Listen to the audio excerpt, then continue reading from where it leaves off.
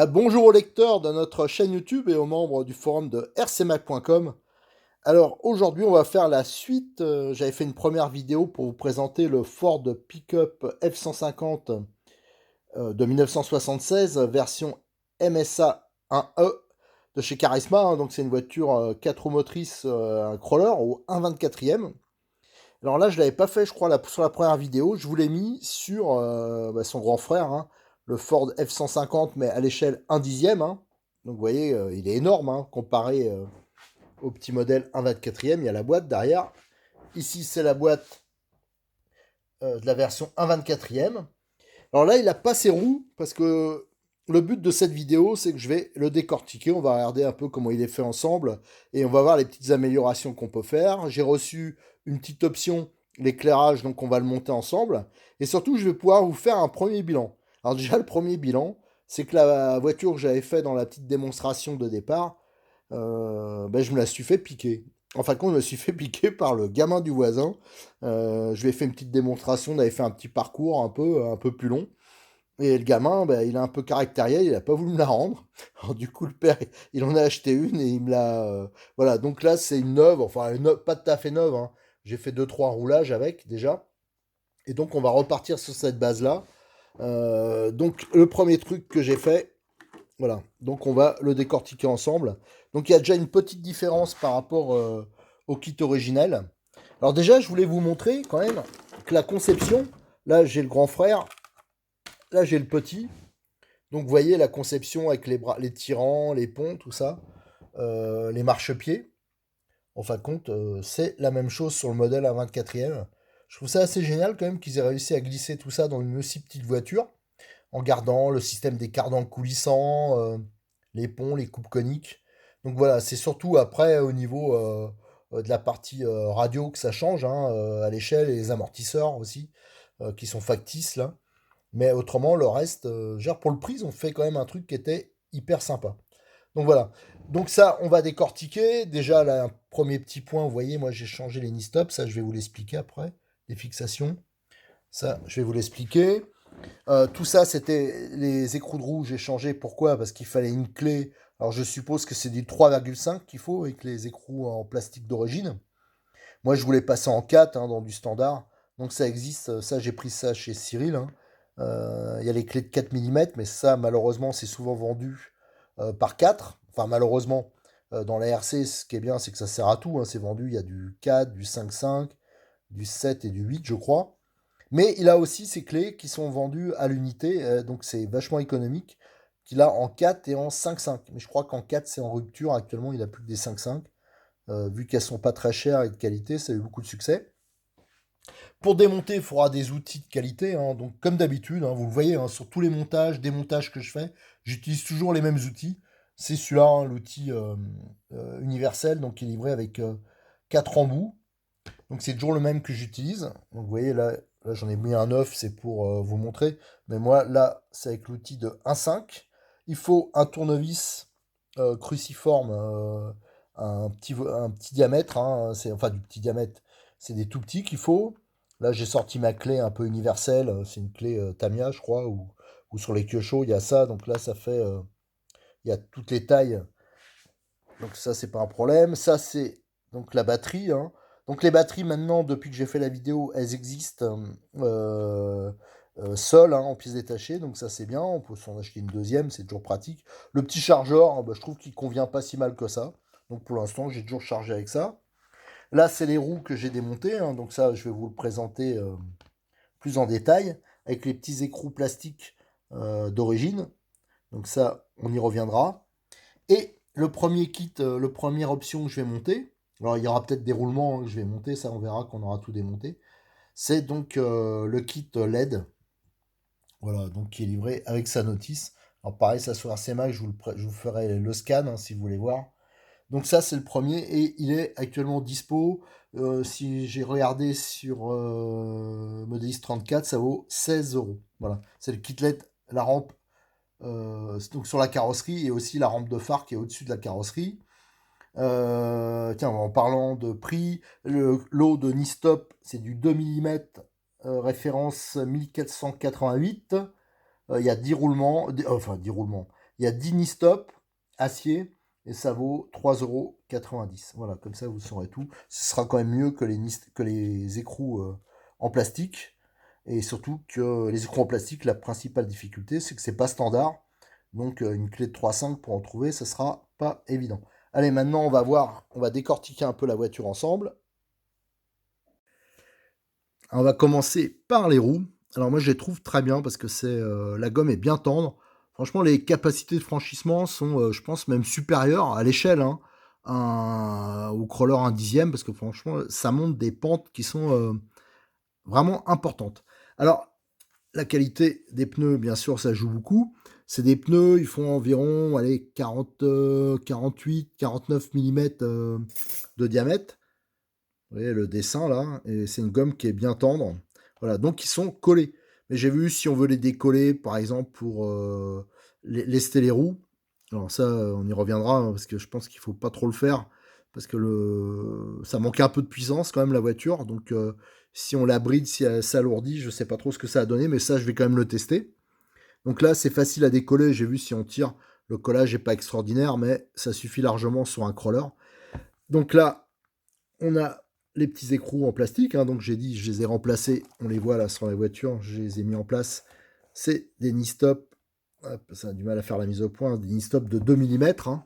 Donc ça, ce sera déjà un plus au niveau facilité de démontage, même fiabilité dans le temps, c'est quand même pas mal. Et j'ai sorti ce plomb hein, de soudure, donc il y a plusieurs diamètres, parce que justement, il peut servir notamment à lester. Alors là, c'est du gros diamètre, mais il y a du petit. Si on décolle, ou alors si on achète les pneus à part, hein, moi ce que je pense que je vais faire, je vais commander des jantes et des pneus à part. Et pour comparer, je lesterai avec un peu de plomb, hein, en y allant mollo.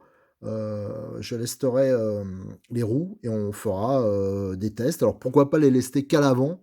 Parce que je vous dis, hein, au niveau motorisation, il me semble qu'il est pile poil comme il faut, mais il n'y a pas de surplus de puissance, quoi.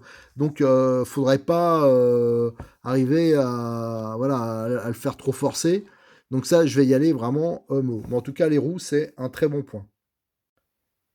Donc au niveau de la carrosserie, bon là j'ai repris une voiture, on me l'a amenée neuve, donc elle a un tout petit peu roulé, je l'ai un peu nettoyée, je fais un petit coup de soufflette.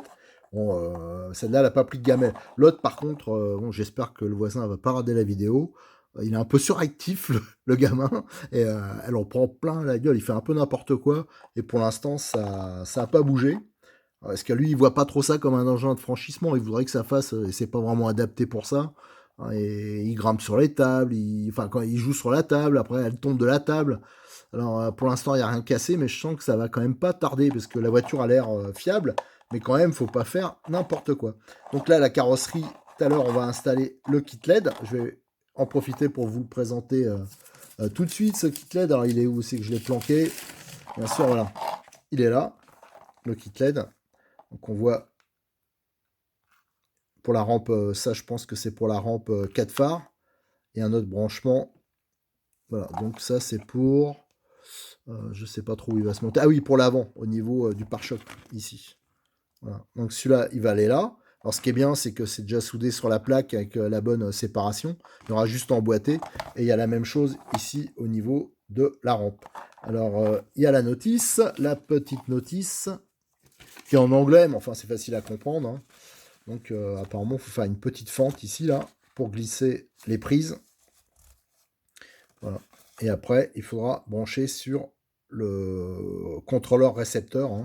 On avait vu qu'il y avait une prise qui était dédiée pour ça. Alors j'avais vu qu'une prise, donc on va voir comment ça marche là, parce qu'il y en a deux. Ouais, ouais, donc c'est voilà, bon, on verra comment exactement ça se branche.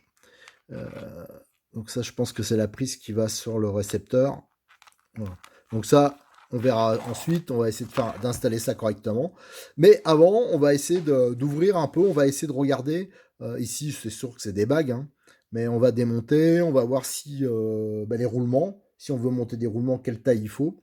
Et si j'en ai, hein, j'ai tout un stock de petits trucs qui datent de Méthusalem, notamment des mini Z. On va voir si c'est commun. Et dans ce cas-là, on le montera. Allez, tiens, on va commencer par l'arrière.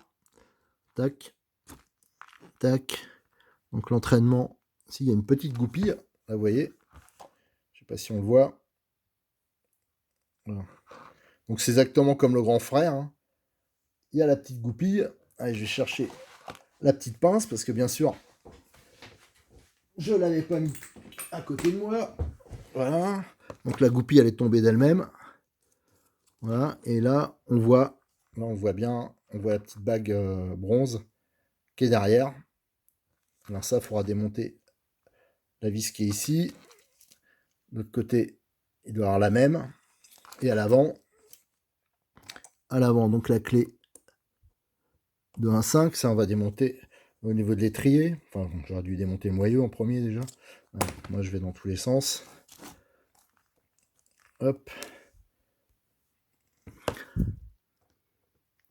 Ouais, en plus, il y a un moustique qui tourne autour là. Je sens bien qu'il va porter une attaque fatale. Voilà, hop. On zoome et là, on voit bien la bague bronze. Donc allez, on va démonter la fusée. On va finir de démonter la fusée. Donc c'est exactement le même principe, hein, étrier.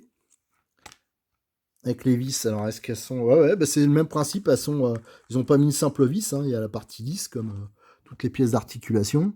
Donc ça, c'est plutôt bien. Et... Toc. Et on va même démonter, tiens, le côté. Voilà, comme ça, on aura la totale. Tac.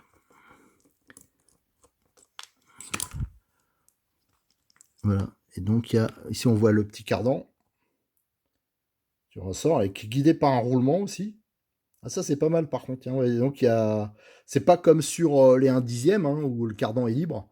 Là, il est guidé par un autre roulement qui est ici. Donc ça, je démontrerai aussi.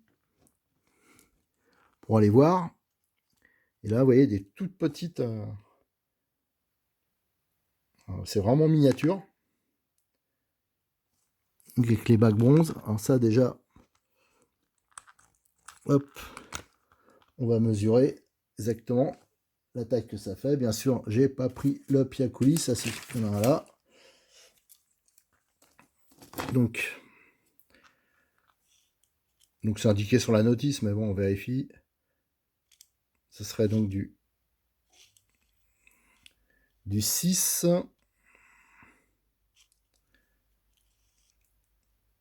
de 5 intérieur. Je sais pas si je vais réussir à mesurer avec ça. 6 de 5, 2 5 aussi. Attendez, ça sera plus facile de mesurer l'axe là. Ouais, il fait 3. Voilà. Donc si je compare sur la notice, on a là, c'est 1600 052. On voit qu'il y a un autre type de roulement à l'intérieur, hein, celui qui guide le cardan, on peut le voir, hein, c'est pas la même référence.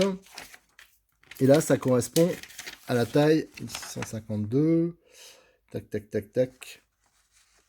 Hop, hop, hop, hop, hop. 1652, bien sûr, je ne le retrouve pas. Ah, bah c'est quoi ce bordel? Attendez, alors là, 1600 052. Ben ils l'ont mis où? Je ne trouve pas. 1600... Ah, si, je suis bête. 3, 6, 2, 5. Voilà, 3, 6, 2, 5. Et ça, j'ai les roulements. Bon, c'est bon. Donc, on va pouvoir... 3, 6, 2, 5. Voilà, j'en ai des roulements. Hein, c'est cela. Donc, j'en ai d'avance. Donc, on va pouvoir les monter direct sur les fusées. Bon, là, il y a eu un petit ralentissement. Hein, parce que c'est pas facile de faire en même temps. Donc là, j'ai les petits roulements. Et vous voyez, ils vont nickel dedans. Donc ça sera déjà une première petite amélioration. Allez, maintenant, je vais démonter le pont. Je ne vais pas le faire avec la caméra parce que ça va être un peu long. Je vais reprendre une fois que tout sera démonté.